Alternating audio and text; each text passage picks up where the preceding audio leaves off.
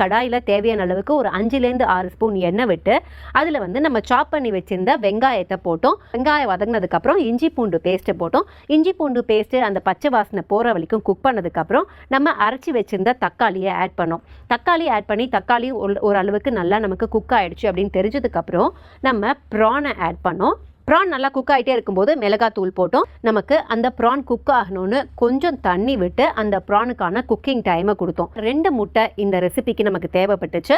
So 2 முட்டையை நம்ம உடச்சி அந்த ப்ரான் ரெடி ஆகிட்டு இருக்கும்போதே வந்து அந்த எக்கை இதில் ஆட் பண்ணோம். எக்கை இதில் ஆட் பண்ணிவிட்டு நல்லா மிக்ஸ் பண்ணிகிட்டே இருக்கும்போது மிளகாத்தூள் போட்டு நல்லா குக் ஆகிட்டே இருக்கும்போது நூடுல்ஸ் மசாலா இன்ஸ்டண்ட்டாக கிடைக்கும், அதை போட்டோம். அதுக்கப்புறம் கொஞ்சம் தேவையான அளவுக்கு கரம் மசாலாவை போட்டோம். பாஸ்தாவை ஆட் பண்ணோம்.